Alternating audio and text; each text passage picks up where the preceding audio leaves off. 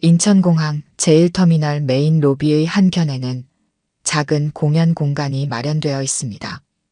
그 중심에는 검은색 그랜드 피아노가 놓여 있어요. 공항 측에서 여행객들의 편의와 문화적 체험을 위해 설치한 개방형 피아노죠. 오고 가는 여행객들은 가끔 발걸음을 멈추고 피아노 앞에 앉아 간단한 곡을 연주합니다. 어린아이들은 호기심에 피아노 건반을 두드려 보기도 하고 전문가처럼 보이는 사람들은 가끔 짧은 클래식 연주를 선보이기도 해요. 이른 아침 공항은 아직 한산합니다. 박순희 할머니는 72세의 나이에도 허리를 꼿꼿이 펴고 공항 바닥을 꼼꼼히 청소합니다. 박순희는 옅은 회색 공항 미화원 유니폼을 입고 있어요. 왼쪽 가슴팍에는 인천공항 환경미화원 박순희라고 적힌 작은 이름표가 달려 있습니다. 주름진 손으로 밀대를 밀며 바닥의 먼지를 정성껏 닦아내는 모습이 예사롭지 않습니다. 박순희는 청소를 하면서도 자꾸만 시선이 피아노로 향합니다. 사람들이 피아노 주변을 떠날 때마다 박순희는 걸레를 들고 피아노 주변으로 다가가 먼지를 닦습니다. 때로는 피아노 옆에 서서 잠시 생각에 잠기기도 해요. 공항 직원 몇 명이 카페에서 커피를 마시며 박순희를 지켜봅니다. 저 할머니, 오늘도 피아노 주변만 맴돌고 있네요. 남자 직원이 말합니다. 매일 같은 일이죠. 피아노 닦는다고 하면서 건반 구경만 하고 있어요. 여자 직원이 대답합니다. 한 번은 피아노 의자에 앉아 있는 걸 봤어요. 설마 치려고 했던 건가요? 다른 직원이 웃으며 말합니다. 고등학교도 제대로 나왔을까 싶은데 피아노는 무슨. 남자 직원의 말에 모두 키득거립니다. 그 시각 공항을 찾은 젊은 여행객들도 피아노 근처에서 사진을 찍고 있습니다. 박순희가 피아노 주변을 맴도는 모습을 보고 한 젊은 여성이 친구에게 귓속말을 합니다. 저 할머니 매번 저러고 있어. 인스타에서 본 적 있어. 진짜? 난 처음 보는데. 요즘 노인들 진짜 민폐야. 제발 그냥 청소나 하시지. 박순희는 이런 말들이 귀에 들리는 듯 했지만 티를 내지 않고 계속해서 일합니다. 하지만 그 눈빛에는 깊은 슬픔과 갈망이 교차해요. 박순희는 청소를 마친 후 잠시 망설이다가 주변을 둘러봅니다. 사람들의 시선이 느껴지지만 긴 호흡을 내쉰 후 조심스럽게 피아노 의자로 다가갑니다. 박순희가 피아노 의자에 앉자 주변이 순간 소란스러워집니다. 직원들은 놀란 표정으로 서로를 쳐다보고 지나가던 사람들도 발걸음을 멈춥니다. 몇몇 젊은이들은 핸드폰을 꺼내 촬영을 시작합니다. 저게 뭐야? 진짜 치려고 하나? 아, 이거 웃기겠다. 얼른 찍어. 냉소적인 웃음소리와 수군거림이 공항 로비에 퍼집니다. 박순희의 얼굴에는 흐릿한 미소가 어리지만 눈가에는 깊은 주름이 더 깊게 패입니다. 하지만 박순희의 자세는 여전히 꼿꼿합니다. 천천히 그러나 확신에 찬 듯한 손짓으로 피아노 덮개를 열고 건반 위에 손을 올립니다. 주변의 시선과 비웃음에도 아랑곳하지 않고 박순희는 깊은 숨을 들이마시고 피아노와 대면합니다. 박순희는 건반 위에 올려진 자신의 손을 바라봅니다. 주름지고 거친 손, 청소약품과 물에 닳아버린 손톱, 곳곳에 박힌 굳은 살. 이 손이 피아노를 칠 수 있을까 하는 의구심이 스쳐 지나갑니다. 하지만 박순희의 시선은 이내 단호해집니다. 주변의 비웃음과 수군거림이 더욱 커지고 있어요.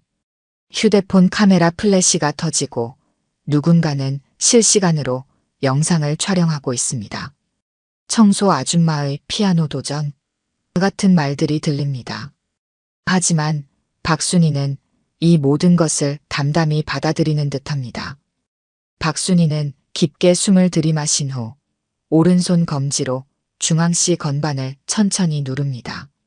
단 하나의 음이 공항 로비에 울려 퍼집니다. 그 순간 주변의 웃음소리와 수군거림이 거짓말처럼 멈췄어요. 마치 시간이 멈춘 듯 공항 로비 전체가 정적에 잠깁니다.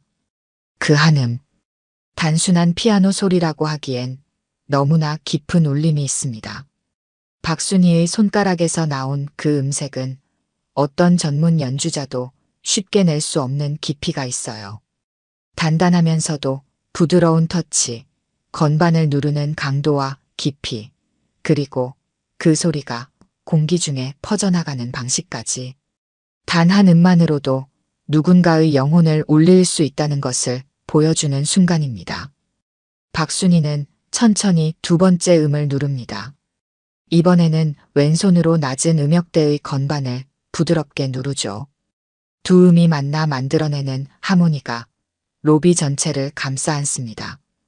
피아노를 둘러싼 사람들의 표정이 점점 변해갑니다. 비웃음은 놀라움으로, 그리고 이내 경외감으로 바뀌어 가요. 박순희는 이제 양손을 모두 사용하기 시작합니다. 손가락 하나하나가 마치 오랜 시간 그 자리를 기다렸다는 듯이 정확하게 건반 위에서 움직이기 시작해요. 복잡한 화음과 선율이 흘러나오기 시작합니다.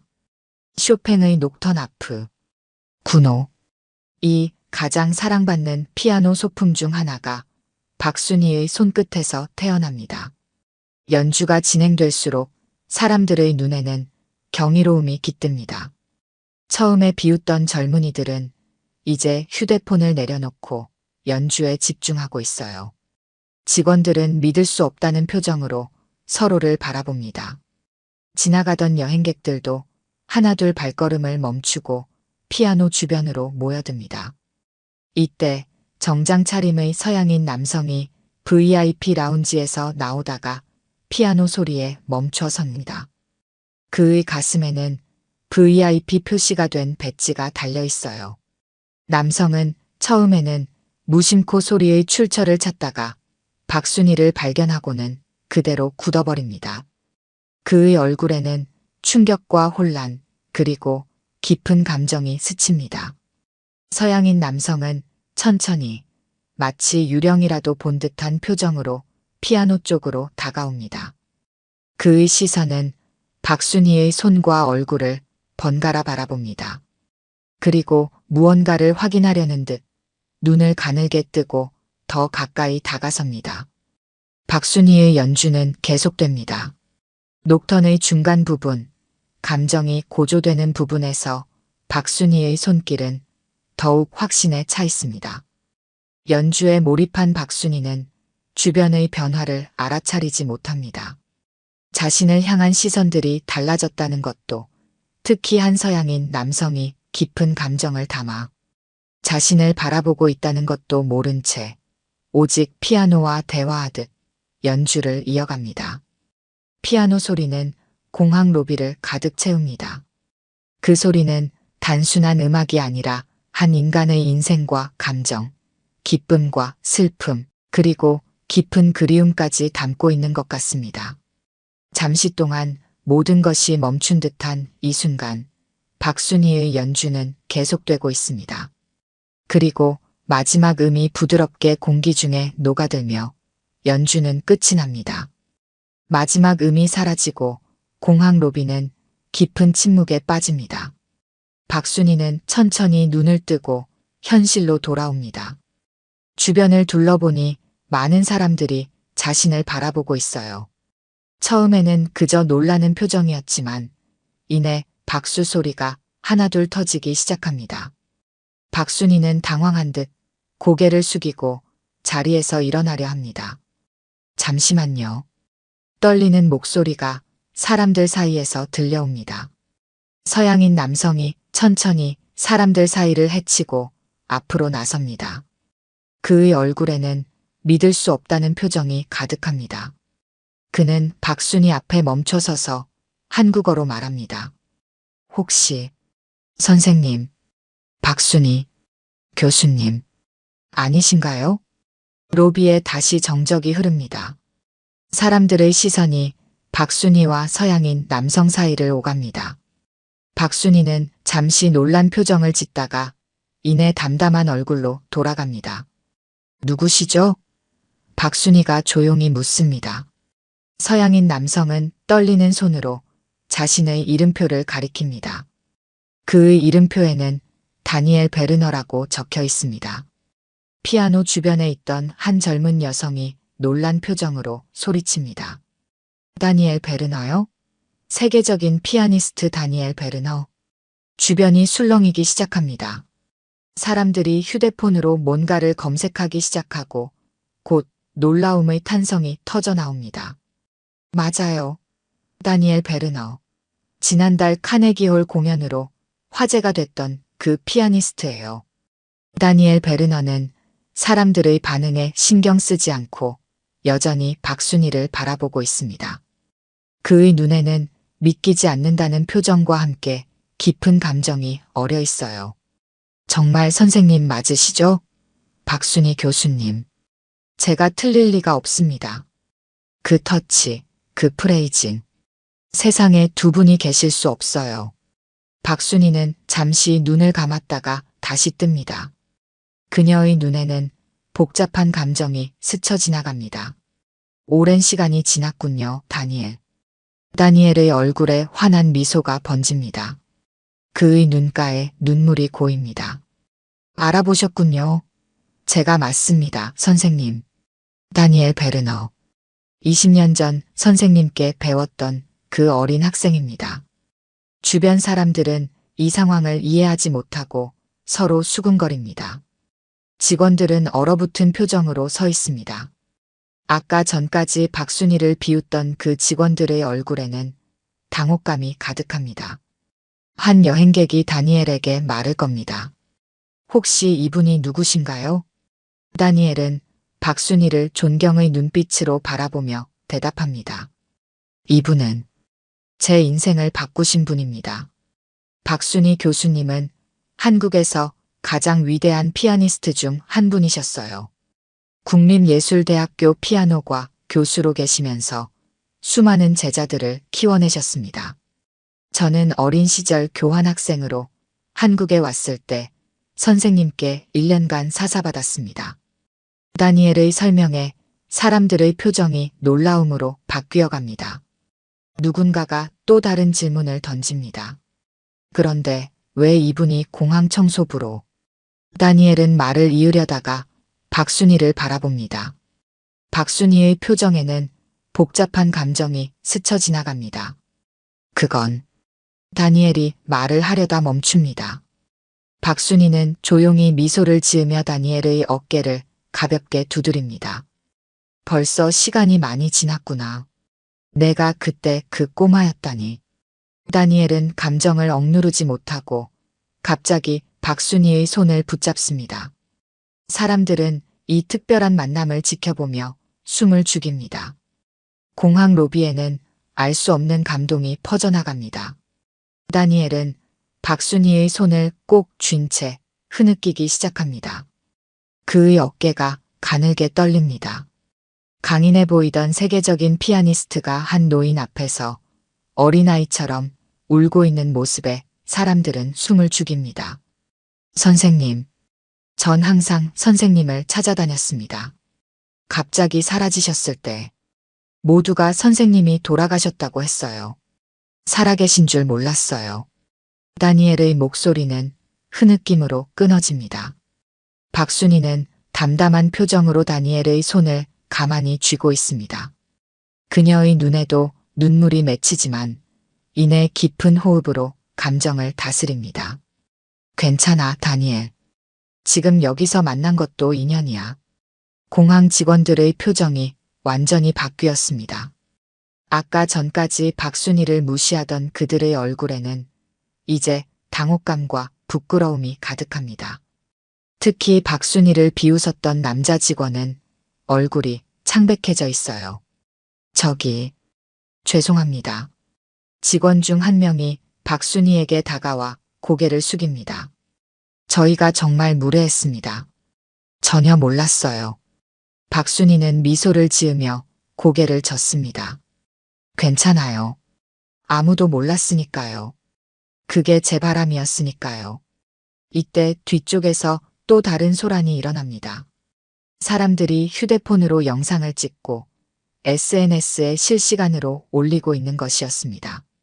이미 몇몇 사람들은 박순희의 이름을 검색하기 시작했고 예전 기사와 영상들을 찾아내고 있었죠. 박순희 교수님이 맞아요. 여기 1990년대 국제 콩쿠르 수상 당시 사진이 있어요. 이분이 한국 클래식계의 전설이라는데 왜 갑자기 사라지셨대요?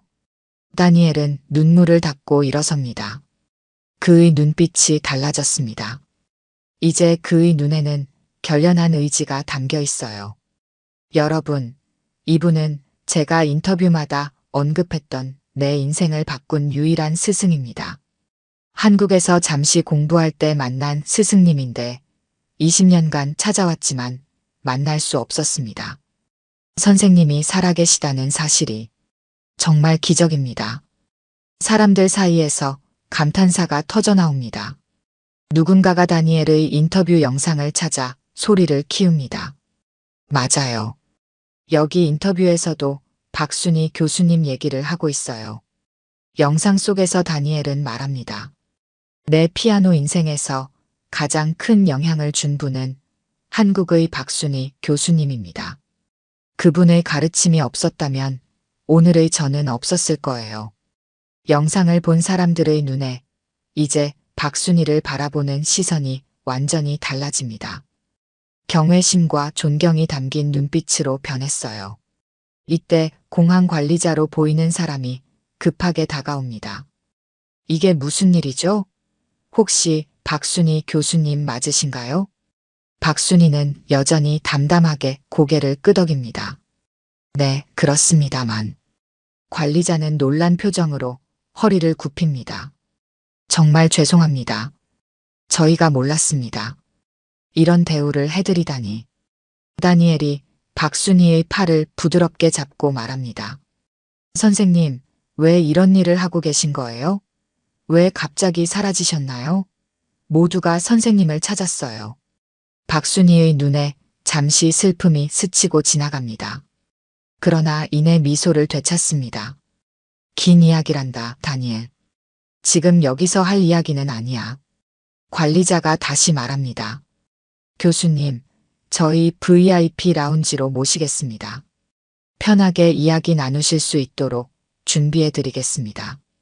박순희는 잠시 망설이다가 고개를 끄덕입니다. 다니엘은 여전히 믿을 수 없다는 표정으로 박순희의 옆에 서서 그녀를 바라봅니다. 두 사람이 사람들 사이를 지나갈 때 모두가 자연스럽게 길을 열어줍니다. 아까까지 비웃던 젊은이들은 이제 존경의 눈빛으로 박순희를 바라봅니다. 이제 공항 피아노 할머니가 실시간 검색어 1위래요. 누군가 외칩니다. 공항 VIP 라운지의 조용한 공간에서 박순희와 다니엘이 마주 앉아 있습니다. 창밖으로는 비행기들이 이륙하고 착륙하는 모습이 보입니다. 다니엘의 눈에는 여전히 믿을 수 없다는 표정이 남아 있어요. 선생님, 정말 믿기지 않습니다. 이렇게 우연히 만나다니. 박순희는 따뜻한 차를 한 모금 마시고 잔을 내려놓습니다. 그녀의 눈빛은 먼 과거를 바라보는 듯합니다. 인연이란 참 묘한 거구나. 내가 이렇게 훌륭한 피아니스트가 될 줄 알았어. 다니엘은 박순희의 손을 조심스럽게 잡습니다. 선생님 덕분입니다. 선생님께서 갑자기 사라지신 후로 계속 찾아다녔어요. 무슨 일이 있으셨던 건가요? 박순희의 눈빛이 흐려집니다. 그녀는 창밖을 바라보며 깊은 숨을 들이마십니다. 20년 전 나에게는 모든 것이 있었지. 국립예술대학교 피아노과 정교수 자리, 국제 콩쿠르 심사위원 초청, 세계 각국에서의 연주회 요청. 박순희의 목소리에는 그 시절의 자부심과 함께 깊은 상실감이 묻어납니다. 1970년대 초반 박순희는 유학파 1세대로 프랑스 파리 국립음악원을 졸업하고 여러 국제 콩쿠르에서 입상했습니다. 귀국 후에는 국립예술대학교 교수로 재직하며 많은 제자들을 배출했죠. 그 당시 선생님은 한국 클래식계의 자존심이셨어요. 다니엘이 말합니다. 저는 교환학생으로 한국에 왔을 때 선생님의 마스터 클래스를 듣고 완전히 매료되었습니다. 그때 선생님께서 저에게 특별히 개인 레슨을 해주셨죠. 박순희는 미소를 지으며 고개를 끄덕입니다. 내가 정말 재능이 있었어. 눈빛이 달랐지. 다니엘의 표정이 다시 진지해집니다. 그런데 어느 날 갑자기 선생님이 사라지셨어요. 대학에도 안 나오시고 연락도 안 되고 모두가 걱정했습니다. 어떤 사람들은 선생님이 해외로 가셨다고도 하고 심지어 돌아가셨다는 소문까지 있었어요. 박순희의 얼굴에 그림자가 드리웁니다. 그해 겨울 남편과 아들이 교통사고로 세상을 떠났단다. 다니엘의 얼굴이 창백해집니다. 그걸 모르고 있었습니다. 정말 죄송합니다. 박순희는 손을 들어 다니엘의 말을 멈추게 합니다. 괜찮아. 모든 것이 한순간에 무너졌지. 남편은 대학 교수였고 아들은 의대생이었어. 내 인생의 전부였지. 그들이 떠난 후 피아노를 칠 수가 없었어. 건반을 누를 때마다 가슴이 찢어지는 것 같았거든. 박순희는 창밖을 바라보며 계속 이야기합니다. 모든 것을 정리하고 떠났어. 피아노도 교수직도 그 세계도 모두 버렸지. 아무도 나를 찾지 못하는 곳에서 새 삶을 시작하고 싶었어. 그래서 공항 청소부로. 박순희는 미소를 지으며 고개를 끄덕입니다. 처음에는 생계를 위해 시작했지만 곧 이 일이 좋아졌어. 사람들이 오가는 모습을 보는 것, 깨끗하게 정리된 공간을 만드는 것, 그리고 아무도 나를 알아보지 못하는 익명성이 좋았지. 여기서는 그저 박순희 아줌마일 뿐이니까. 다니엘의 눈에 다시 눈물이 고입니다. 하지만 선생님, 그 재능을. 박순희는 다니엘의 손을 꼭 잡습니다. 넌 이해하기 어렵겠지. 하지만 내게는 이 삶이 필요했어. 피아노를 떠나 있던 시간이 나를 치유했단다. 그리고 오늘 내가 여기 있는 걸 보니 내가 남긴 음악의 씨앗은 여전히 자라고 있는 것 같구나. 창밖으로 석양이 비치기 시작합니다. 박순희의 얼굴에 붉은 빛이 드리우면서 젊은 시절의 면모가 잠시 비춰지는 것 같습니다.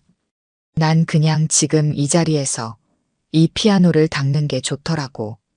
가끔 아무도 없을 때 몇 음 눌러보는 것으로 충분했어. VIP 라운지 밖에서는 이미 소문이 퍼져 많은 사람들이 모여들기 시작했습니다. 공항 직원들은 질서를 유지하느라 분주합니다. 소셜미디어에는 박순희의 연주 영상과 다니엘 베르너와의 만남 장면이 빠르게 공유되고 있어요. 해시태그 공항 피아노 할머니는 순식간에 실시간 검색어 1위에 올라갔습니다. 저 할머니가 진짜 클래식 거장이라는 거야? 다니엘 베르너의 스승이었대. 상상해봐. 근데 왜 공항 청소부로 일하셨대? 사람들의 궁금증은 점점 커져갔고 일부 언론사에서는 이미 기자들을 파견하기 시작했습니다. VIP 라운지에서 대화를 나누던 박순희와 다니엘은 밖의 소란에 주의를 기울입니다. 공항 관리자가 문을 열고 조심스럽게 들어옵니다. 교수님, 죄송합니다만 밖에 많은 사람들이 교수님을 기다리고 있습니다. 언론사 기자들도 왔고요. 어떻게 하시겠습니까? 박순희는 불편한 표정을 지으며 창밖을 바라봅니다. 다니엘이 그녀의 손을 잡습니다. 선생님이 원치 않으시면 제가 나가서 처리하겠습니다. 박순희는 잠시 생각하다가 자리에서 일어납니다. 아니야, 내가 나가볼게. 언젠가는 마주해야 할 순간이니까. 박순희와 다니엘이 VIP 라운지 문을 열고 나오자 기다리고 있던 사람들의 시선이 일제히 그들에게 쏠립니다. 잠시 정적이 흐르다가 공항 직원들이 먼저 박순희에게 다가옵니다. 아까 박순희를 비웃었던 그 직원들입니다. 교수님, 정말 죄송합니다. 남자 직원이 고개를 깊이 숙입니다. 저희가 얼마나 무례했는지 용서해 주세요. 다른 직원들도 차례로 고개를 숙입니다. 저희가 몰라 배웠습니다. 정말 죄송합니다. 박순희는 담담한 표정으로 그들을 바라봅니다. 괜찮아요. 여러분이 그런 태도를 보인 것은 당연한 일이에요. 저는 그저 공항 청소부였으니까요. 그럼에도 직원들의 얼굴에는 깊은 부끄러움이 서려 있습니다. 그들의 뒤에는 더 많은 사람들이 기다리고 있었어요. 아까 피아노 앞에서 박순희를 비웃고 조롱했던 젊은이들도 미안한 표정으로 서 있습니다. 진짜 죄송해요. 한 젊은 여성이 앞으로 나섭니다. 아까 정말 무례했어요. 교수님이 어떤 분인지 알았더라면. 박순희는 여전히 미소를 지으며 고개를 젓습니다. 괜찮아요. 저도 한때는 젊었어요. 이해합니다. 이때 기자들이 앞으로 나와 질문을 쏟아냅니다. 박순희 교수님, 20년간 어디서 지내셨습니까? 왜 갑자기 음악계를 떠나셨나요? 공항 청소부로 일하게 된 이유가 있으신가요? 질문이 계속되자 다니엘이 앞으로 나서서 기자들을 막습니다. 잠시만요. 선생님께서는 지금 질문에 답할 준비가 되어 있지 않습니다. 제가 간단히 설명드리겠습니다. 다니엘은 모인 사람들과 기자들 앞에서 말을 이어갑니다. 박순희 교수님은 제 음악 인생에서 가장 중요한 스승이십니다. 저는 어린 시절 한국에서 교수님께 배웠고 그 가르침이 없었다면 오늘의 제가 있을 수 없었을 겁니다. 다니엘의 눈에 눈물이 고입니다. 그 어떤 마스터 클래스도 이분의 한마디를 이기지 못했습니다. 교수님의 한마디, 한 번의 손길이 제 음악을 완전히 바꿔놓았어요. 20년간 저는 세계 각국의 공연에서 항상 인터뷰할 때마다 교수님에 대해 이야기했습니다. 그리고 끊임없이 교수님을 찾아다녔죠. 청중들은 다니엘의 진심 어린 고백에 감동받은 듯 조용히 듣고 있습니다. 오늘 이 자리에서 교수님을 만난 것은 제게 기적과도 같은 일입니다. 그리고 교수님의 연주를 다시 들을 수 있었다는 것은 더할 나위 없는 행복입니다. 다니엘의 말이 끝나자 사람들 사이에서 자발적인 박수가 터져 나옵니다. 박순희는 고개를 숙여 그 박수에 감사의 마음을 표합니다. 그녀의 눈에는 복잡한 감정이 어려 있지만 그 표정에는 담담한 평온함이 깃들어 있습니다. 공항 관리자가 다시 앞으로 나섭니다. 교수님, 저희가 준비한 자리가 있습니다. 오늘 이 특별한 만남을 기념하고 싶습니다. 괜찮으시다면 잠시 피아노 앞으로 모시고 싶습니다. 박순희는 잠시 망설이다가 다니엘을 바라봅니다. 다니엘은 따뜻한 미소로 고개를 끄덕입니다. 박순희는 천천히 고개를 끄덕이며 관리자의 안내를 따릅니다. 다음 날 아침 박순희의 이야기는 전국 뉴스의 헤드라인을 장식했습니다. 모든 주요 방송사와 신문사는 20년간 공항 청소부로 일한 피아노 거장이라는 제목의 기사를 쏟아냈어요. 소셜미디어에서는 박순희의 연주 영상이 수백만 뷰를 기록했고 국내뿐 아니라 해외에서도 큰 화제가 되었습니다. 어제 인천공항에서 믿을 수 없는 일이 벌어졌습니다. 20년간 공항 청소부로 일해온 72세 할머니가 세계적인 피아니스트의 은사로 밝혀져 화제가 되고 있습니다. 뉴스 앵커의 목소리가 흘러나오는 가운데 화면에는 박순희가 피아노를 연주하는 모습과 다니엘 베르너와 감격적으로 재회하는 장면이 교차로 나옵니다.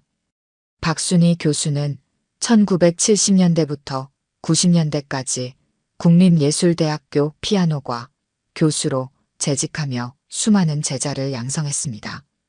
그러나 가족의 갑작스러운 사고 이후 음악계를 떠나 20년간 행방이 묘연했던 것으로 알려졌습니다.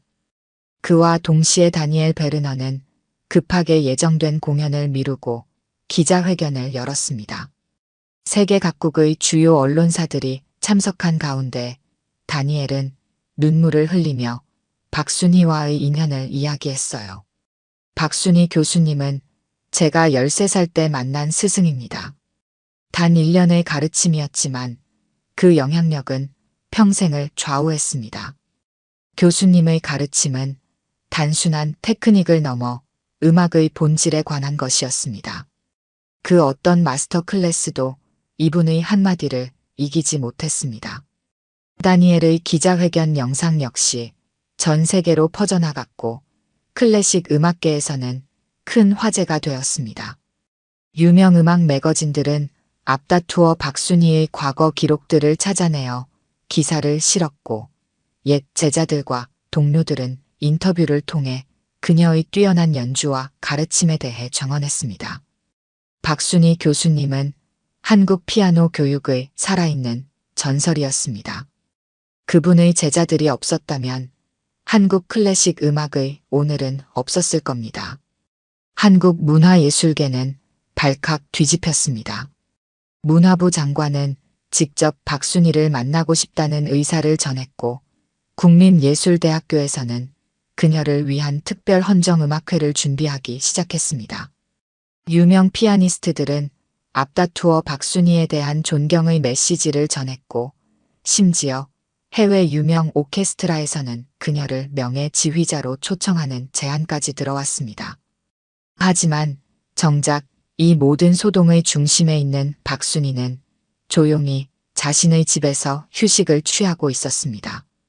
공항 측에서는 그녀에게 무기한 휴가를 제안했고 언론과의 인터뷰 요청은 모두 정중히 거절했습니다.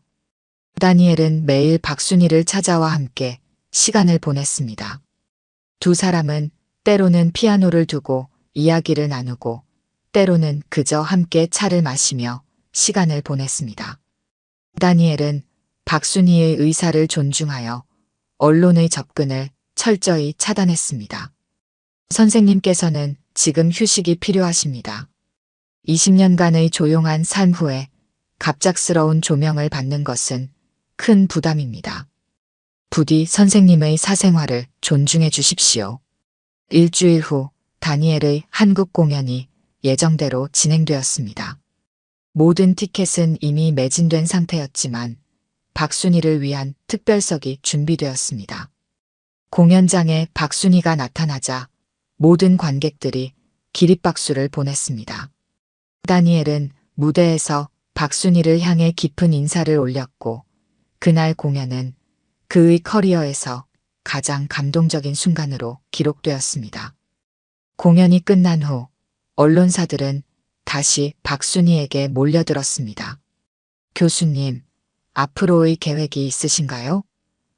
다시 피아노를 연주하실 생각은 없으신가요? 제자들을 다시 가르치실 의향은 있으신지요? 이에 박순희는 처음으로 짧게 입을 열었습니다. 그냥 피아노 한 곡 치고 싶었을 뿐이에요. 저는 그저 평범한 사람입니다. 특별한 계획은 없어요.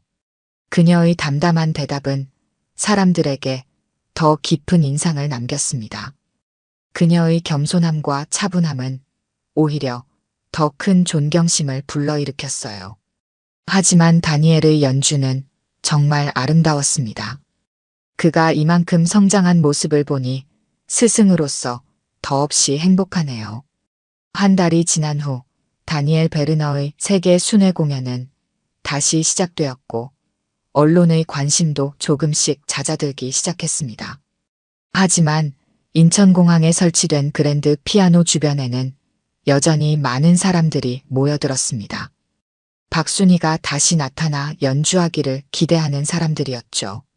그리고 어느 평범한 오후 박순희는 공항 미화원 유니폼을 입고 조용히 돌아왔습니다. 공항 측에서는 그녀에게 고위직을 제안했지만 박순희는 정중히 거절하고 예전처럼 청소부로 일하기를 원했습니다. 이게 제 일상이었고 저는 이 일이 좋아요. 박순희의 단호한 의사에 공항 관리자는 더 이상 권하지 않았습니다. 박순희가 청소 도구를 들고 로비를 가로지르자 사람들이 알아보기 시작했습니다. 처음에는 수군거림이 일더니 이내 사람들이 하나둘 그녀 주변으로 모여들었어요. 하지만 이번에는 조롱하는 시선이 아니라 존경과 기대감이 담긴 눈빛이었습니다. 박순희는 담담하게 청소를 계속했습니다. 때로는 미소로, 때로는 고개 끄덕임으로 인사를 건네는 사람들에게 대답했죠. 그녀는 평소처럼 일을 마친 후 잠시 피아노 곁에 머물렀습니다. 사람들은 그녀가 피아노 앞에 서 있는 것을 보고 자연스럽게 원을 그리며 모여들기 시작했습니다. 그러나 이번에는 아무도 휴대폰을 꺼내지 않았습니다. 소셜미디어에 올리기 위해서가 아니라 그 순간 자체를 경험하기 위해 모인 것 같았어요. 박순희는 주변을 둘러보았습니다. 사람들의 기대에 찬 눈빛, 그러나 이번에는 압박이나 요구가 아닌 존중과 이해가 담겨 있었어요. 한 어린아이가 엄마의 품에서 박순희를 가리키며 속삭입니다. 저분이 피아노 할머니야? 아이의 엄마는 미소를 지으며 고개를 끄덕입니다. 맞아, 아주 특별한 분이시지. 박순희는 그 말을 듣고 미소를 지었습니다. 잠시 망설이다가 천천히 피아노 의자로 다가가 앉았어요. 이번에는 아무도 비웃지 않았고 피아노 주변에 모인 모든 사람들은 숨을 죽이며 그녀의 연주를 기다렸습니다. 박순희는 피아노 덮개를 열고 건반 위에 손을 올려놓았습니다. 그녀의 손은 여전히 청소로 인해 거칠었지만 그 손끝에서 피어날 음악은 누구보다 아름다울 것이라는 확신이 모든 사람들의 마음속에 있었습니다.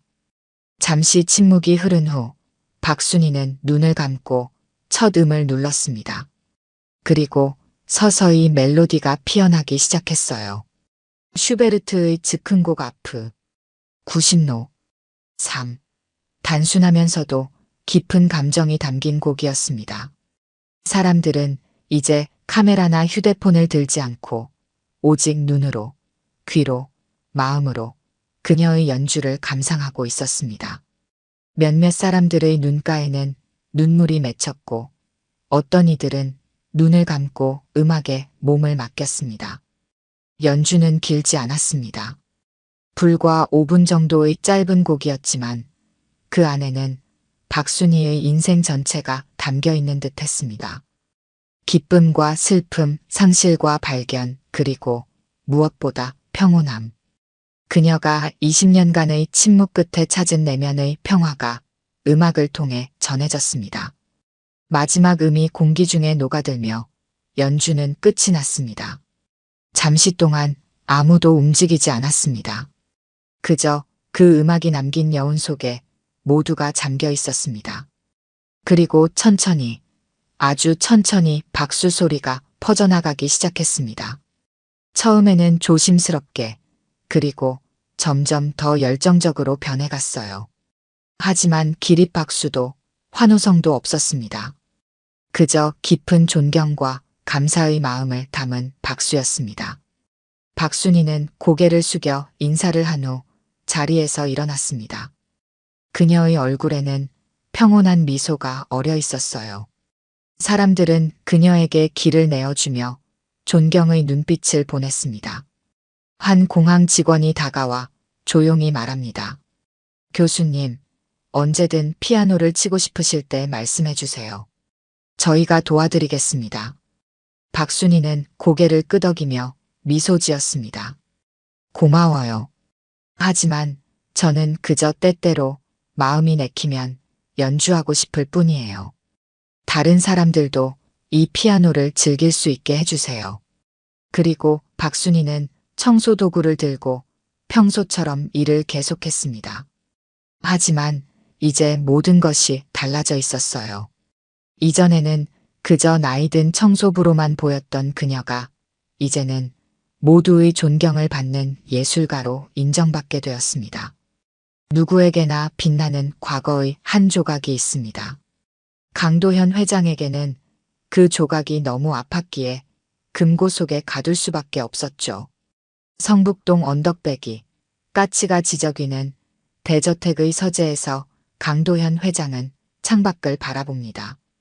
70대의 노인이지만 여전히 날카로운 눈빛, 꼿꼿한 자세가 그의 지난날 권위를 말해주고 있습니다.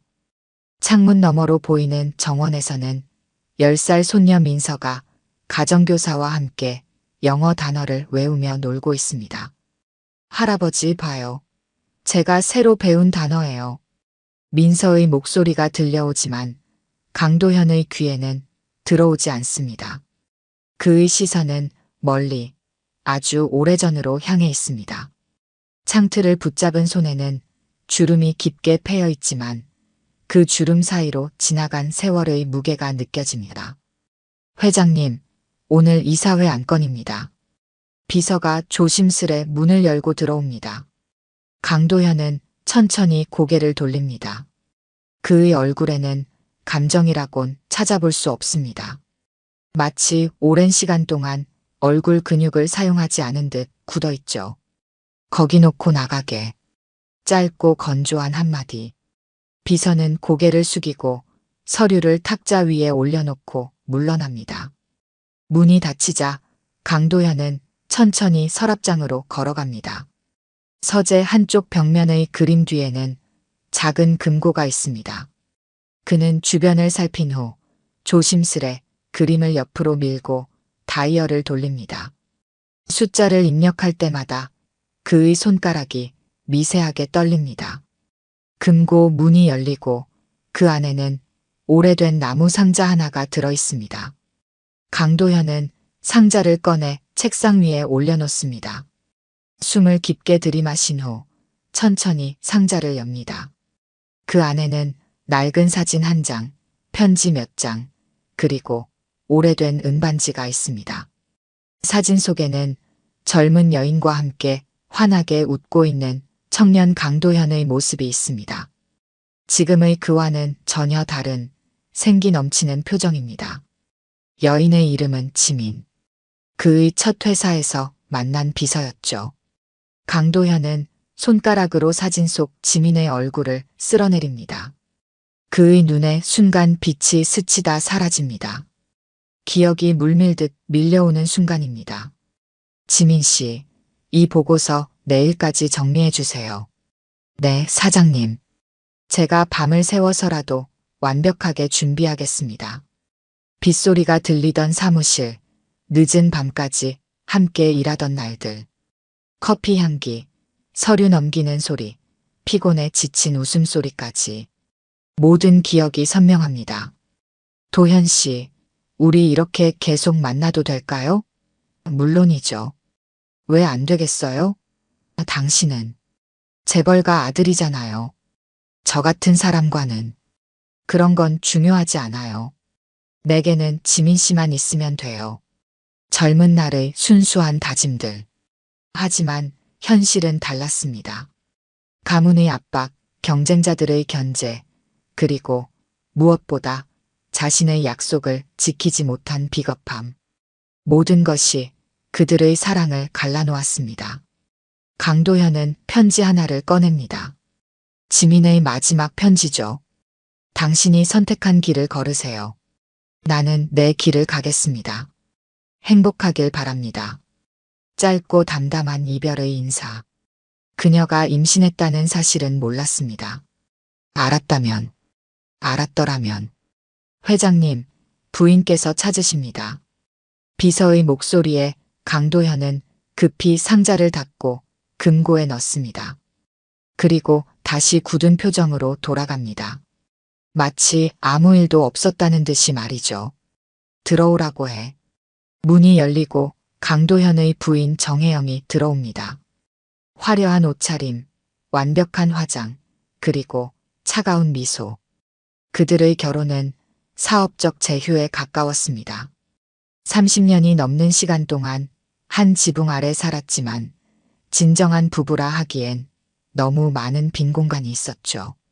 민서 영어 과외 선생님이 다음 주부터 바뀐대요. 새로운 분은 영국에서 공부한 사람이라고 하네요. 강도현은 무심하게 고개를 끄덕입니다. 하지만 그의 마음 한켠에서는 여전히 지민의 미소가 맴돌고 있습니다. 잃어버린 시간의 그림자가 그를 떠나지 않습니다. 런던의 한 아파트. 춥고 습한 2월의 공기가 창문을 두드립니다. 윤서연은 책상 앞에 앉아 박사 논문 원고를 읽고 있습니다. 심리학 서적들과 연구 자료들이 방 안에 가득합니다. 전화벨이 울리고 그녀는 펜을 내려놓습니다. 여보세요? 네, 윤서연입니다. 전화기 너머로 들려오는 소식에 서연의 얼굴이 굳어집니다. 어머니 지민이 세상을 떠났다는 소식입니다. 갑작스러운 심장마비였습니다. 서연은 수화기를 내려놓고 창밖을 바라봅니다. 그녀의 눈에서 눈물이 흐릅니다. 엄마, 기다려달라고 했잖아요. 논문 끝나면 바로 갈 거였다고 했는데. 서연은 서둘러 짐을 싸고 한국행 비행기를 예약합니다. 어머니의 마지막 가시는 길에 함께하기 위해서입니다. 심리학자로서 타인의 감정을 이해하고 치유하는 법을 배웠지만 정작 자신의 상실감을 어떻게 다뤄야 할지 막막합니다. 인천공항. 서연은 어머니의 유골함을 품에 안고 입국장을 빠져나옵니다. 어린 시절 떠나온 한국은 낯설지만 가슴 한구석에 남아있는 기억들이 그녀를 반깁니다. 어머니와 단둘이 살던 작은 아파트. 어머니가 피아노를 가르치며 그녀를 키웠던 시간들. 다음 날 서연은 어머니의 유품을 정리합니다. 작은 아파트에는 지민의 흔적이 고스란히 남아 있습니다. 피아노 악보들, 사진첩, 그리고 옷장 속 정갈하게 정리된 옷가지들. 서연은 어머니의 서랍을 열어봅니다. 그곳에는 작은 나무 상자가 있습니다. 이건 처음 보는 건데. 서연은 조심스럽게 상자를 엽니다. 그 안에는 작은 펜던트와 남성용 반지, 그리고 접힌 편지 한 장이 들어 있습니다. 펜던트를 열자 젊은 시절 어머니의 사진과 모르는 남자의 사진이 나옵니다. 서연은 숨을 깊게 들이마십니다. 어머니가 한 번도 말해주지 않았던 과거의 흔적입니다. 이 사람이 아빠인가요, 엄마? 서연은 반지를 살펴봅니다. 안쪽에는 G, D, H라는 이니셜이 새겨져 있습니다. 낯선 이니셜, 낯선 사진, 그리고 펼쳐보지 않은 편지. 서연은 천천히 편지를 펼칩니다. 서연아, 내가 이 편지를 읽는다면 이미 나는 세상에 없을 거야. 한 가지 비밀이 있어. 너의 아버지에 관한 이야기야. 널 데리고 떠날 수밖에 없었단다. 그 사람은 너를 몰랐어. 한국에서 가장 높은 담장 안, 성북동. 거기 그 사람이 살고 있을 거야. 내가 원한다면 그를 찾아가 봐. 하지만 그건 내 선택이야. 사랑한다, 내 딸. 서연은 편지를 내려놓고 창밖을 바라봅니다. 비가 내리기 시작합니다. 마치 어머니의 눈물처럼 창문을 타고 흐르는 빗방울들. 서연의 머릿속에는 수많은 질문이 맴돕니다. 아버지는 누구인지, 왜 어머니는 말하지 않았는지, 그리고 자신이 이제 무엇을 해야 하는지. 성북동, 가장 높은 담장 안의 사람. 서연은 노트북을 열고 검색을 시작합니다. 성북동의 대저택들, 재벌가들의 이름과 정보. 그러던 중 한 기사가 그녀의 눈에 들어옵니다. 강도현 회장, 성북동 자택에서 은둔 생활 그리고 그 사진 속 남자의 이니셜 마이너스 강도현 G, D, H. 이 사람이 내 아버지인가요? 서연은 자신의 손을 내려다봅니다. 어쩌면 그녀의 피 속에는 강도현의 DNA가 흐르고 있을지도 모릅니다. 어머니가 말하지 않았던 이유, 아버지가 그녀를 모르는 이유, 모든 것이 서서히 퍼즐처럼 맞춰지기 시작합니다. 하지만 문제는 어떻게 그를 만날 수 있느냐입니다. 대한민국 최고 재벌 중 한 명인 강도현 회장은 쉽게 접근할 수 있는 인물이 아닙니다. 서연은 생각에 잠깁니다. 그때 한 아이디어가 떠오릅니다. 그래, 내가 가진 것을 활용해야지. 서연은 고액 과외 구직 사이트에 자신의 프로필을 등록합니다. 영국 유학 경험, 심리학 박사과정, 영어 원어민 수준의 실력. 그리고 운명처럼 다음 날 한 제안이 들어옵니다. 성북동 소재, 국제학교 입시 준비 중인 재벌가, 손녀를 위한 영어 컨설팅. 주 3회 고액 대우. 서연은 입술을 깨물며 주소를 확인합니다. 심장이 빠르게 뛰기 시작합니다. 그 주소는 다름 아닌 강도현 회장의 저택입니다. 서연은 깊게 숨을 들이마시고 지원서를 작성합니다. 몇 시간 후 합격 통보가 옵니다. 드디어 만나게 되는군요, 아버지. 서연은 어머니의 사진과 펜던트를 가방에 넣습니다. 어머니를 위해, 그리고 자신을 위해 진실을 찾아야 합니다. 그녀는 창문을 열고 깊게 숨을 들이마십니다. 봄비가 그쳤고 하늘에는 맑은 별들이 빛나기 시작합니다. 마치 새로운 시작을 알리듯이. 엄마, 저 가볼게요. 아빠를 만나러. 서연은 가방을 싸기 시작합니다. 내일은 강도현 회장의 손녀 민서를 가르치는 첫날입니다. 그리고 어쩌면 그녀의 인생을 바꿀 만남의 시작일지도 모릅니다. 그녀의 가슴 속에는 기대와 두려움, 그리고 묘한 설렘이 자리 잡습니다. 성북동 강도현 회장의 저택. 높은 담장과 철제 대문이 외부와의 경계를 분명히 합니다. 서연은 택시에서 내려 그 담장 앞에 서 있습니다. 가방 하나에 자신의 모든 것을 담아온 그녀의 손이 미세하게 떨립니다. 괜찮아. 이건 그냥 직업일 뿐이야. 서연은 자신에게 다짐하지만 심장은 그 말을 믿지 않습니다. 인터폰을 누르자 경비원이 대문을 열어줍니다. 넓은 정원을 지나 본관으로 향하는 길, 서연은 어릴 적 꿈에서 본 듯한 낯선 익숙함을 느낍니다. 윤서연 선생님이시죠? 기다리고 있었습니다. 집사가 그녀를 맞이합니다. 고급스러운 대리석 로비, 높은 천장, 그리고 고풍스러운 샹들리에.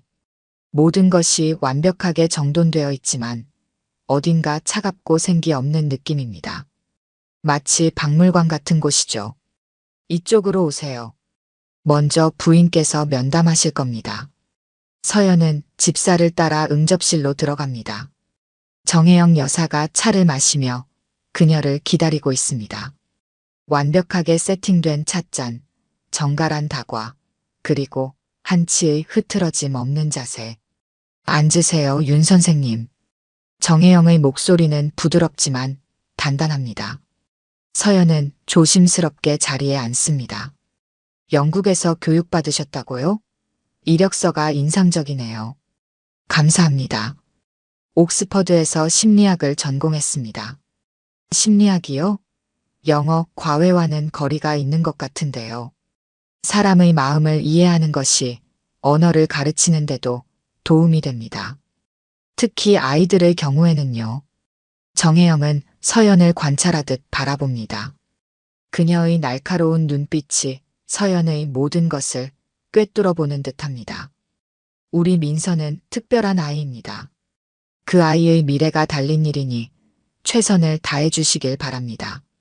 물론입니다. 제가 가진 모든 지식과 경험을 쏟겠습니다. 대화가 끝나고 서연은 자신의 방으로 안내받습니다.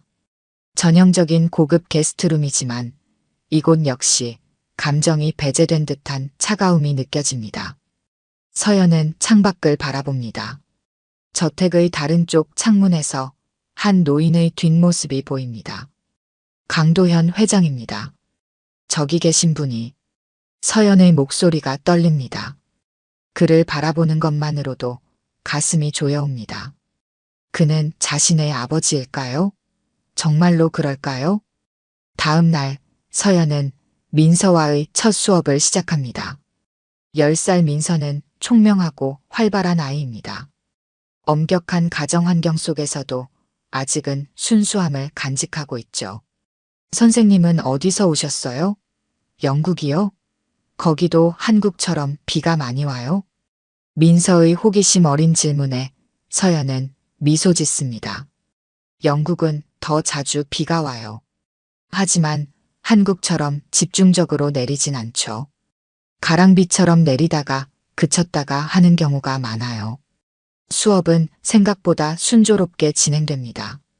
민서는 영어에 재능이 있고 서연의 가르침에 잘 따라옵니다. 수업이 끝날 무렵 서재문이 열리고 강도현 회장이 들어옵니다. 할아버지, 민서가 반갑게 달려갑니다. 강도현은 무표정한 얼굴로 손녀의 머리를 쓰다듬습니다. 그의 시선이 서연에게 향합니다. 순간 서연은 숨을 쉴 수 없을 만큼 긴장됩니다. 새로운 선생님이군요. 강도현의 목소리는 낮고 단단합니다.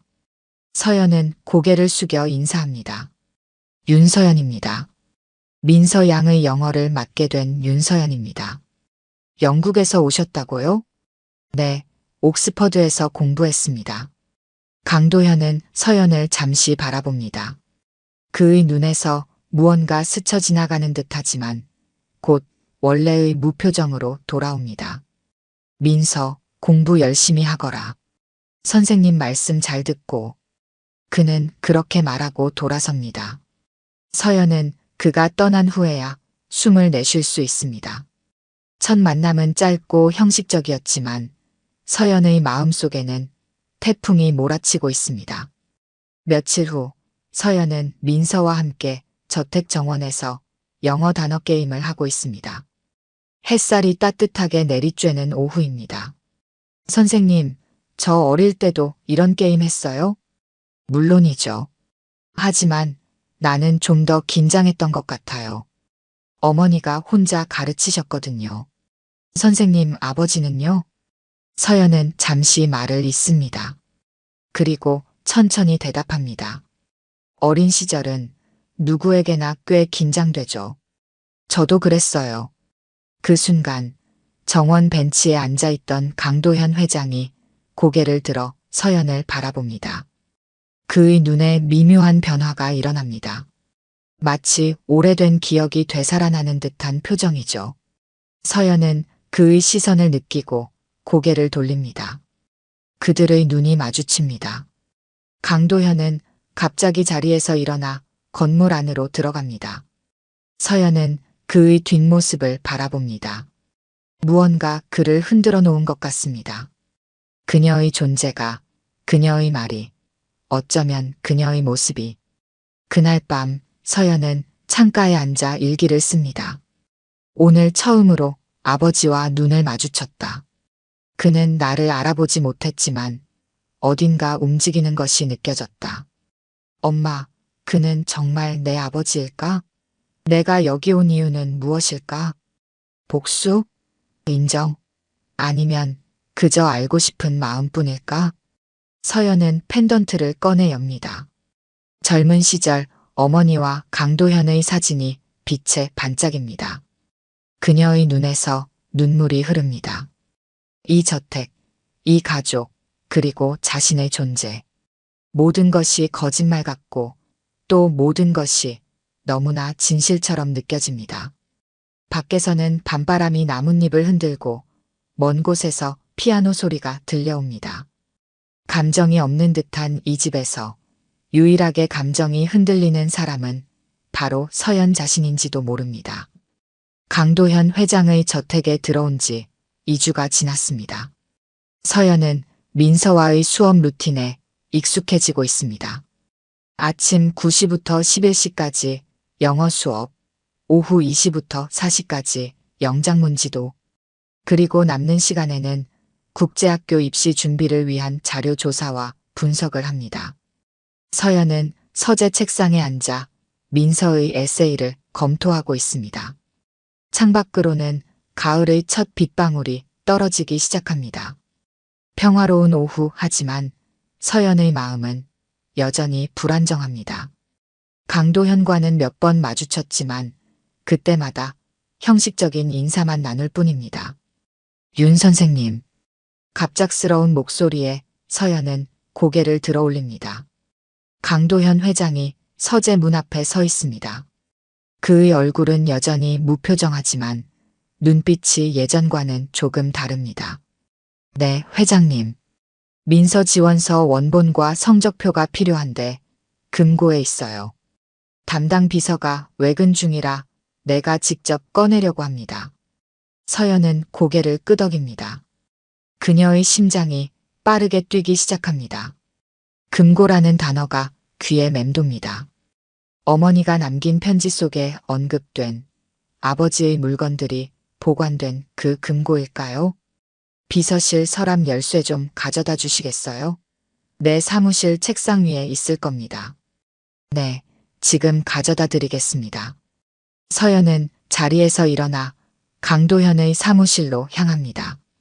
사무실은 단정하게 정리되어 있고 책상 위에는 메모지와 함께 열쇠가 놓여 있습니다.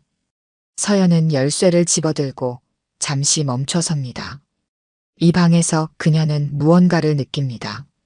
과거의 흔적, 어쩌면 어머니와 관련된 기억일지도 모릅니다. 회장님, 여기 있습니다. 서재로 돌아온 서연은 강도현에게 열쇠를 건넵니다. 그들의 손이 스치는 순간 서연은 미세한 전류가 흐르는 듯한 느낌을 받습니다. 강도현은 열쇠를 받아들고 비서실로 향합니다. 잠시만 기다려주세요. 서연은 고개를 끄덕이고 서재 문 앞에 서 있습니다. 민서의 에세이를 손에 들고 있지만 그녀의 시선은 비서실 쪽으로 향해 있습니다. 금고를 여는 소리가 희미하게 들립니다. 서연은 무의식적으로 한 걸음 더 가까이 다가갑니다. 비서실 문은 살짝 열려 있고 그 틈새로 강도현의 모습이 보입니다. 그는 벽면의 그림을 옆으로 밀고 금고 다이얼을 돌리고 있습니다. 서연은 숨을 죽입니다. 심장이 귀에 들리는 것 같습니다. 6210. 강도현이 중얼거리는 숫자가 희미하게 들립니다. 금고 문이 열리고 그 안에서 서류 뭉치와 함께 작은 나무 상자가 보입니다. 강도현은 서류를 꺼내다가 실수로 상자를 건드립니다. 상자가 기울어지고 그 안에서 낡은 편지 봉투 하나가 미끄러져 나와 바닥에 떨어집니다. 이런. 강도현이 몸을 숙여 편지를 주우려 할 때 서연은 반사적으로 비서실로 들어섭니다. 제가 도와드릴게요. 아, 괜찮아요. 그냥. 하지만 이미 서연은 바닥에 떨어진 편지를 집어들었습니다. 그리고 그 순간 편지 안에서 살짝 보이는 사진 한 장을 보게 됩니다. 서연의 눈이 커집니다. 펜던트 속 사진과 동일한 젊은 지민과 강도현의 모습입니다. 시간이 멈춘 듯한 순간 서연은 자신의 손에 든 편지와 사진을 바라봅니다. 그리고 천천히 고개를 들어 강도현을 바라봅니다. 그의 얼굴에도 복잡한 감정이 스쳐 지나갑니다. 죄송합니다. 제가 실례했네요. 서연은 급히 편지를 강도현에게 돌려줍니다. 손이 떨리고 있습니다. 강도현은 묵묵히 편지를 받아 금고에 다시 넣습니다. 괜찮아요. 오래된 물건일 뿐입니다. 강도현의 목소리에는 미묘한 감정이 묻어 있습니다. 서연은 뒷걸음치듯 비서실을 나옵니다. 그녀의 가슴은 요동치고 머릿속은 혼란스럽습니다. 바로 눈앞에서 확인했습니다. 어머니의 펜던트 속 사진과 완전히 동일한 사진을. 이제 의심의 여지가 없습니다. 강도현은 그녀의 아버지입니다. 민서 지원서와 성적표는 여기 있어요. 내일 아침에 입학처에 제출해야 합니다. 강도현이 서류를 건네며 말합니다. 그의 목소리는 평소와 다름없이 차분하지만 눈빛은 미묘하게 흔들리고 있습니다. 네, 알겠습니다. 제가 준비해 두겠습니다. 서연은 서류를 받아들고 고개를 숙입니다. 금고에서 본 사진에 대해 말하고 싶은 충동이 있지만 아직은 때가 아닙니다. 모든 것이 너무 빨리 진행되고 있고 그녀는 더 많은 시간이 필요합니다. 민서 공부는 어떻습니까? 갑자기 강도현이 묻습니다. 평소와 다른 대화 시도에 서연은 약간 놀랍니다. 아주 훌륭해요. 민서는 영어에 재능이 있습니다. 특히 스토리텔링 능력이 뛰어나죠. 그렇군요. 당신의 교육 방식이 마음에 듭니다. 강도현의 말에 서연은 미소 짓습니다. 어쩌면 이것이 첫 번째 진정한 대화일지도 모릅니다. 감사합니다. 민서는 정말 좋은 아이예요. 강도현은 고개를 끄덕이고 사무실로 돌아갑니다. 서연은 창밖을 바라봅니다. 비가 더 거세게 내리기 시작했습니다. 마치 그녀의 감정처럼 소용돌이치는 비입니다. 저녁 자신의 방으로 돌아온 서연은 침대에 앉아 펜던트를 꺼냅니다. 펜던트 속 사진과 오늘 본 사진은 분명히 같은 것입니다. 이제 의심할 여지가 없습니다. 그리고 또 하나 확실해진 것은 강도현 회장이 지민을 잊지 않았다는 사실입니다. 그 사진을 금고에 보관하고 있다는 것은 그가 여전히 과거의 기억을 간직하고 있다는 증거입니다.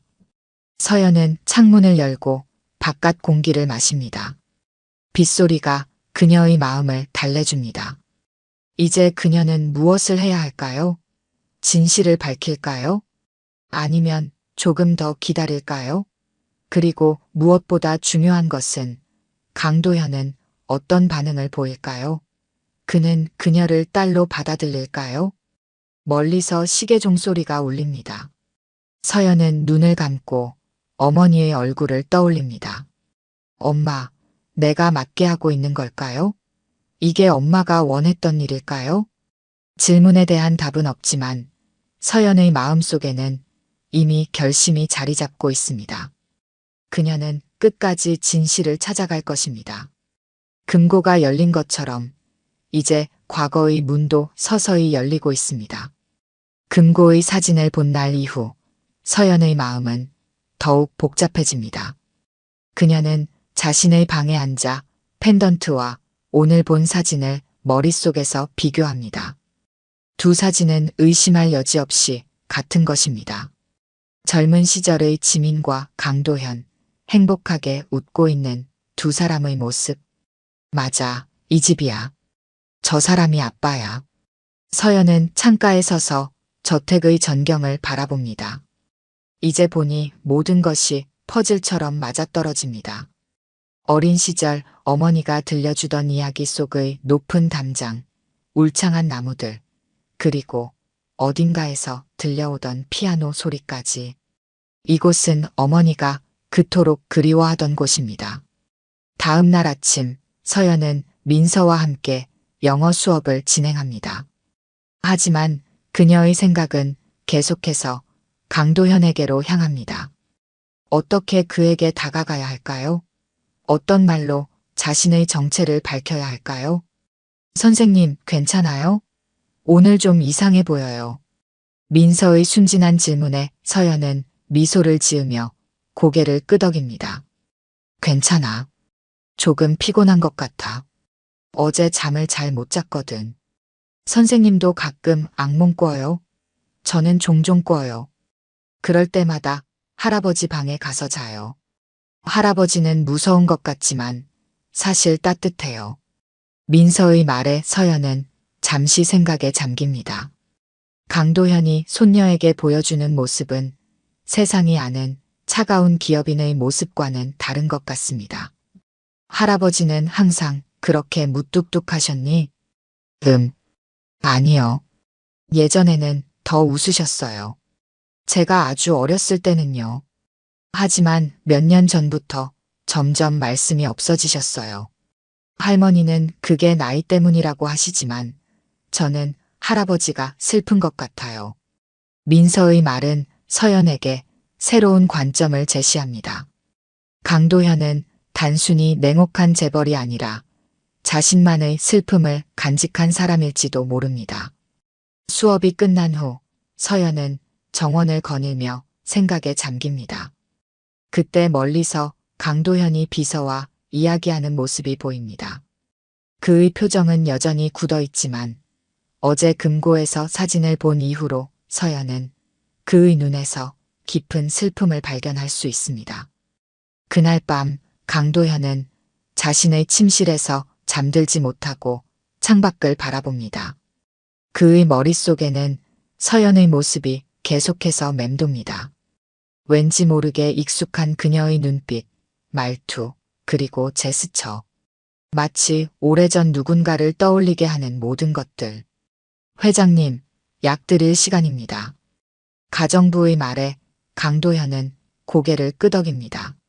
하지만 약을 받아든 후에도 그는 여전히 생각에 잠겨 있습니다. 서연이 금고에서 사진을 본 것이 마음에 걸립니다. 그 사진 속의 여인, 지민. 그녀는 어떻게 되었을까요? 그리고 왜 이 새로운 가정교사는 그를 이토록 불안하게 만드는 걸까요? 박 비서, 내일 아침에 시간 좀 내게. 강도현은 침대 옆 전화기로 비서에게 지시합니다. 네, 회장님. 무슨 일이십니까? 30년 전 자료를 좀 찾아보게. 그때 내 비서로 있던 윤지민에 관한 기록 말이야. 윤지민이요? 알겠습니다, 회장님. 전화를 끊은 후 강도현은 다시 창밖을 바라봅니다. 그날 밤 그는 꿈을 꿉니다. 젊은 시절 지민과 함께했던 시간들, 그리고 마지막으로 그녀를 본 날. 꿈속에서 지민은 무언가를 말하려 하지만 그는 그녀의 목소리를 들을 수 없습니다. 그리고 지민의 모습이 서서히 서연의 모습으로 변해갑니다. 강도현은 식은땀을 흘리며 잠에서 깹니다. 시계는 새벽 3시를 가리키고 있습니다. 그는 자리에서 일어나 침실 한쪽에 있는 작은 서랍장으로 향합니다. 열쇠로 서랍을 열고 오래된 사진첩 하나를 꺼냅니다. 그 안에는 지민과의 추억이 고스란히 담겨 있습니다. 혹시? 강도현은 사진 위에 손가락을 대고 천천히 쓸어내립니다. 지민의 눈, 코, 입, 그리고 서연의 얼굴과 겹쳐봅니다. 닮았습니다. 매우 닮았습니다. 게다가 서연의 나이도 30대 초반. 시기적으로도 맞아떨어집니다. 설마. 강도현의 머릿속에 하나의 가능성이 떠오릅니다. 하지만 그는 그 생각을 쉽게 받아들일 수 없습니다. 만약 서연이 정말로 지민의 딸이라면, 그리고 그의 딸이라면, 그것은 그가 30년간 모르고 있었던 진실입니다. 그가 저버린 책임이자 되돌릴 수 없는 과거의 실수입니다. 다음 날 아침, 강도현은 평소보다 일찍 집무실에 들어섭니다. 비서가 가져온 자료를 꼼꼼히 검토합니다. 30년 전 윤지민의 사직서, 마지막 급여 지급 내역, 그리고 몇 장의 사진들. 자료는 많지 않지만 충분히 그의 의심을 키울 만합니다. 박 비서, 요즘 윤 선생에 대해 어떻게 생각하나? 윤서연 선생님 말씀이십니까? 성실하고 능력 있는 분 같습니다. 민서 양도 매우 좋아하고요.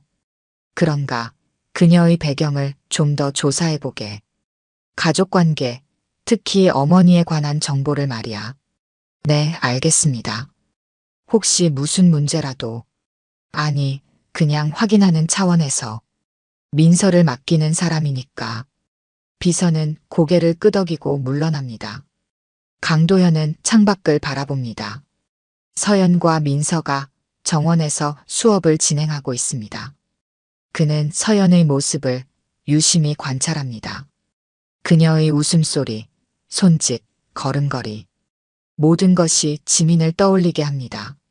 한편 서연도 자신만의 조사를 진행 중입니다. 그녀는 저택의 오래된 가족 사진들을 살펴보고 서재의 책들 사이에서 강도현의 과거 흔적을 찾아봅니다. 그리고 가끔은 민서를 통해 강도현에 대한 이야기를 들으려 합니다. 할아버지는 어떤 음식을 좋아하시니? 매운 음식은 별로 안 좋아하시는 것 같아요. 그리고 항상 커피를 마셔요. 블랙으로요. 할아버지는 어렸을 때 어떤 꿈을 가지셨대? 음악가요. 할아버지 방에 옛날 바이올린이 있어요. 가끔 밤에 연주하시는 것 같아요.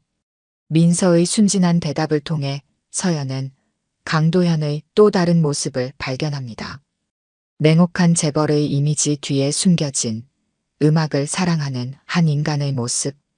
어머니도 피아노를 좋아했었습니다. 아마도 그들은 음악이라는 공통점을 통해 서로를 만났을지도 모릅니다.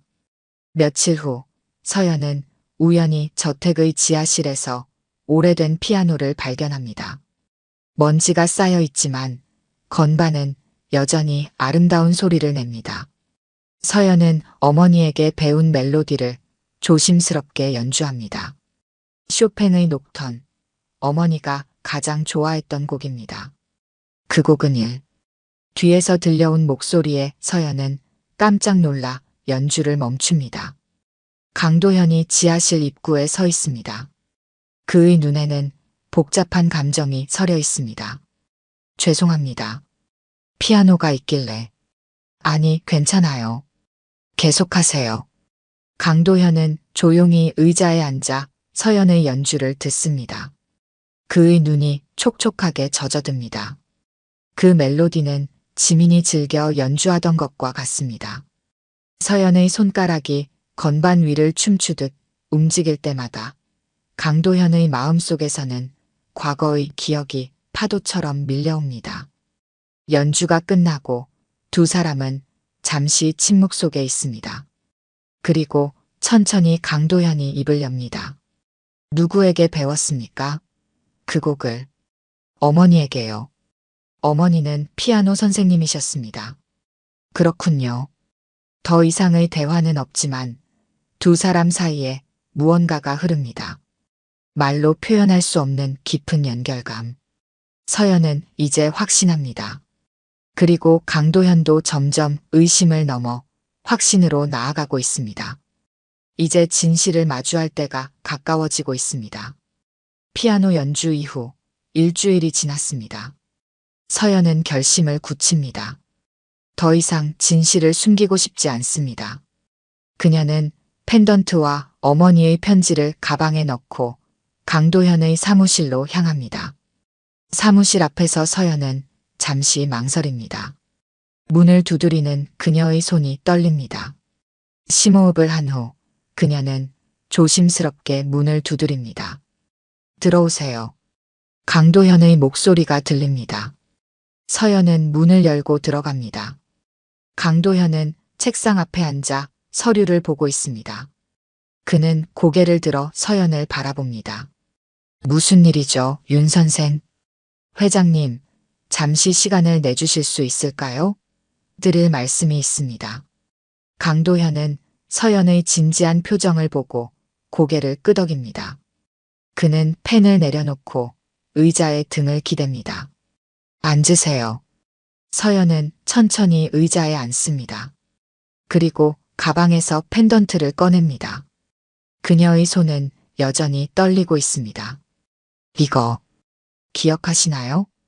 서연은 펜던트를 열어 그 안의 사진을 강도현에게 보여줍니다. 젊은 시절의 지민과 강도현이 담긴 사진. 강도현의 얼굴이 굳어집니다. 그는 아무 말 없이 사진을 바라봅니다. 이 사진은 제 어머니가 남겨주신 겁니다. 어머니의 이름은 윤지민입니다.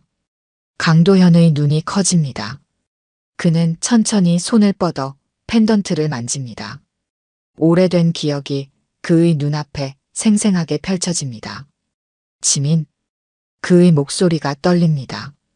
30년 만에 처음으로 그 이름을 소리내어 부릅니다. 네. 윤지민의 딸입니다. 그리고 당신의 딸이기도 하죠. 순간 사무실 안에 침묵이 흐릅니다. 시간이 멈춘 듯한 느낌입니다. 강도현은 서연의 얼굴을 자세히 바라봅니다. 지민의 눈, 지민의 미소, 그리고 자신의 윤곽이 그녀의 얼굴에 고스란히 담겨 있습니다. 어머니는 한 달 전에 돌아가셨습니다.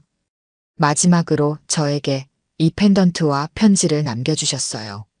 그리고 저는 아버지를 만나기 위해 이곳에 왔습니다. 강도현의 눈에서 눈물이 흐릅니다. 그는 말없이 자리에서 일어나 창가로 향합니다.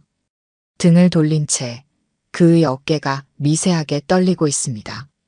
왜 지민은 말하지 않았을까? 어머니는 당신의 미래를 방해하고 싶지 않으셨대요. 그리고 저를 보호하고 싶으셨나 봐요. 강도현은 천천히 돌아서서 서연을 바라봅니다. 그의 눈에는 30년간의 후회와 슬픔이 서려 있습니다. 그래, 내가 내 딸이라고 말하고 있구나. 그의 목소리는 감정으로 가득 차 있습니다. 서연도 눈물을 참지 못합니다. 그녀는 고개를 끄덕입니다. 증명할 수 있어요. DNA 검사도 가능하고 어머니가 남긴 편지도 있습니다. 그럴 필요 없다. 강도현이 단호하게 말합니다. 그는 천천히 서연에게 다가갑니다. 내 눈을 보면 알 수 있어. 너는 지민의 눈을 가졌어. 그리고 내 고집도. 두 사람은 말없이 서로를 바라봅니다. 30년간의 공백, 말로 채울 수 없는 그 시간이 두 사람 사이에 무겁게 자리 잡고 있습니다. 강도현은 조심스럽게 손을 뻗어 서연의 어깨에 올립니다. 미안하다. 정말 미안하다. 그의 목소리가 흔들립니다. 서연은 더 이상 참지 못하고 눈물을 흘립니다. 아버지를 만나기 위해, 진실을 알기 위해 그토록 오랜 시간 기다려왔습니다. 그리고 이제 그 순간이 왔습니다. 강도현과 서연의 만남 소식은 순식간에 저택 안에 퍼집니다. 정혜영 여사와 강도현의 아들 강준혁은 격노합니다. 정혜영은 강도현의 사무실로 성큼성큼 걸어옵니다. 이게 무슨 소리예요? 갑자기 나타난 여자가 당신 딸이라고요? 정혜영의 목소리는 분노로 가득 차 있습니다. 강준혁도 어머니의 뒤를 따라 사무실로 들어옵니다. 그의 얼굴에는 불안과 분노가 뒤섞여 있습니다. 아버지, 이건 말도 안 됩니다. 저 여자가 우리 집안을 망치러 들어온 거예요. 강도현은 침착하게 그들을 바라봅니다. 서연은 구석에 조용히 서 있습니다. 이건 내가 결정할 문제다. 무슨 말씀이세요? 갑자기 나타난 여자를 믿는다고요? 증거는 있나요? 상속받을 생각으로 접근한 건 아닌지 생각해 보셨어요? 준혁의 말에 서연은 고개를 들어 그를 바라봅니다. 저는 어떤 유산도 원하지 않습니다. 단지 제가 누구인지 알고 싶었어요. 그럼 뭘 원하는데요? 돈, 지위, 아니면 가족? 정혜영이 날카롭게 묻습니다. 서연은 고개를 흔듭니다. 그냥 진실을 알고 싶었어요. 제 아버지가 누구인지. 그게 전부입니다. 강도현은 자리에서 일어나 창가로 향합니다. 잠시 침묵 후 그가 말합니다. DNA 검사를 하겠다. 모든 의혹을 해소하기 위해. 일주일 후 검사 결과가 나옵니다. 결과는 명확합니다. 서연은 강도현의 친딸입니다. 결과를 본 정혜영과 준혁은 더 이상 반박할 수 없습니다. 하지만 그들의 적대감은 여전합니다. 혈연 관계가 있다고 해서 갑자기 이 가족의 일원이 되는 건 아니에요. 정혜영의 말에 서연은 고개를 끄덕입니다. 알고 있습니다. 저는 그런 것을 바라지 않아요. 정혜영과 준혁이 나간 후 강도현은 서연에게 다가옵니다. 미안하다. 그들은 시간이 필요할 뿐이야. 괜찮아요. 이해합니다. 그때 문이 열리고 민서가 들어옵니다. 그녀는 이미 어른들의 대화를 엿들었습니다. 선생님, 진짜 이모 맞죠? 민서의 순수한 질문에 서연은 미소 짓습니다. 민서는 서연에게 달려가 안깁니다. 이모가 생겼다. 너무 좋아요. 민서의 반응은 긴장된 분위기를 누그러뜨립니다. 강도현은 손녀의 모습을 보며 미소 짓습니다. 일주일 후 저녁 식사 자리. 온 가족이 모여 있지만 분위기는 여전히 어색합니다. 정혜영과 준혁은 서연을 무시하려 합니다. 그때 강도현이 자리에서 일어납니다. 하고 싶은 말이 있다. 모두의 시선이 그에게 향합니다. 이 아이는 내 피다. 내 유일한 실수, 그리고 유일한 기회다. 강도현의 선언에 모두가 놀랍니다. 그는 계속해서 말합니다. 30년 전 나는 사랑하는 사람을 버렸다. 내 아이가 있다는 사실도 모른 채 이제 그 잘못을 바로잡고 싶다. 정혜영과 준혁은 반박하려 하지만 강도현의 단호함 앞에 말을 잇지 못합니다. 서연은 아버지의 선언에 눈물을 흘립니다. 아버지. 처음으로 그를 아버지라고 부르는 서연. 강도현의 눈에도 눈물이 맺힙니다. 저녁 식사 후 서연은 민서의 방에서 그녀에게 책을 읽어주고 있습니다. 강도현이 문가에 서서 그들을 바라봅니다. 새로운 가족의 모습이 그의 마음을 따뜻하게 합니다. 진실이 밝혀진 지 한 달 후 서연은 저택을 떠나기로 결심합니다. 그녀는 자신만의 공간이 필요했고 무엇보다 강도현 가족의 일상에 너무 많은 변화를 주고 싶지 않았습니다. 강도현은 서연의 결정을 존중하지만 아쉬움을 감추지 못합니다. 정말 나가야만 하니? 네, 아버지. 제 공간이 필요해요. 그리고 이제 민서의 영어 실력도 많이 향상되었잖아요. 강도현은 고개를 끄덕입니다. 그는 서연이 새 출발을 할 수 있도록 작은 오피스텔을 마련해 줍니다. 하지만 서연은 자신의 힘으로 살아가고 싶다며 거절합니다. 제가 스스로 해볼게요. 아버지가 있다는 것만으로도 충분해요. 서연은 자신의 전공을 살려 강남 인근의 작은 심리교육센터를 열기로 합니다. 국제학교 아이들을 위한 심리 상담과 영어 교육을 병행할 계획입니다. 강도현은 몰래 부동산 에이전트를 통해 서연이 원하는 위치의 사무실을 구할 수 있도록 도움을 줍니다. 개업 준비가 한창인 어느 날 민서가 서연의 새 사무실을 방문합니다. 그녀는 손에 작은 선물을 들고 있습니다. 이모, 이건 제가 만든 거예요. 행운의 팔찌. 서연은 민서의 선물을 받아들고 그녀를 꼭 안아줍니다. 고마워, 민서야. 이모가 정말 소중히 할게. 이모, 이제 우리 집에 안 살아도 자주 놀러 올 거죠? 물론이지. 자주 볼 거야. 드디어 개업날이 찾아옵니다.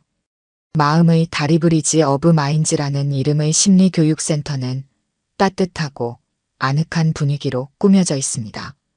오픈 행사에는 몇몇 학부모들과 교육 관계자들이 참석합니다.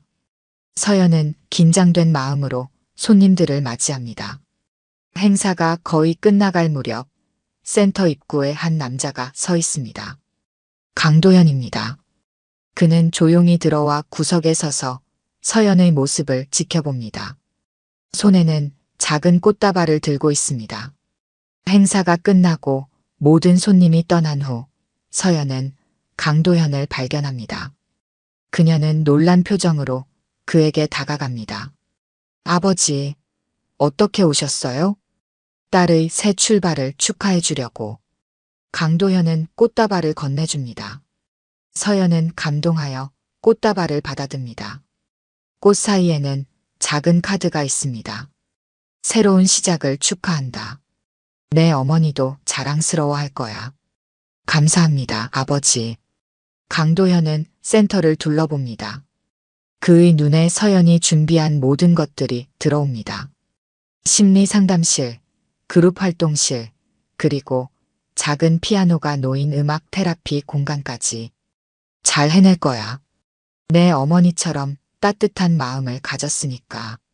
강도현이 인사를 하고 돌아서려 할 때 서연이 그를 불러 세웁니다. 아빠, 다음엔 조금 더 오래 계세요. 처음으로 아빠라고 부르는 서연의 목소리에 강도현은 잠시 멈춰섭니다. 그리고 천천히 고개를 끄덕이며 미소 짓습니다. 그래, 다음에는 더 오래 있을게. 강도현이 떠난 후 서연은 창가에 서서 꽃다발을 안고 있습니다. 창밖으로 내리는 봄비가 새로운 시작을 알리는 것 같습니다. 그녀의 가슴 속에는 더 이상 공허함이 없습니다. 이제 그녀는 알고 있습니다. 자신이 누구인지, 어디서 왔는지, 그리고 어디로 가야 하는지. 엄마와 아빠의 사랑으로 태어난 그녀는 이제 자신만의 이야기를 써나갈 것입니다. 금고 속에 숨겨져 있던 진실이 마침내 햇빛을 보게 된 것처럼 서연의 인생도 이제 새로운 빛을 향해 나아갑니다.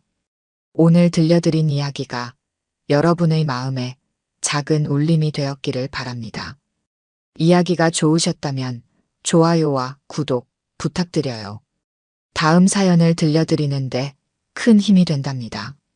그리고 여러분의 이야기도 댓글로 들려주세요. 다음 이야기 때 또 뵙겠습니다.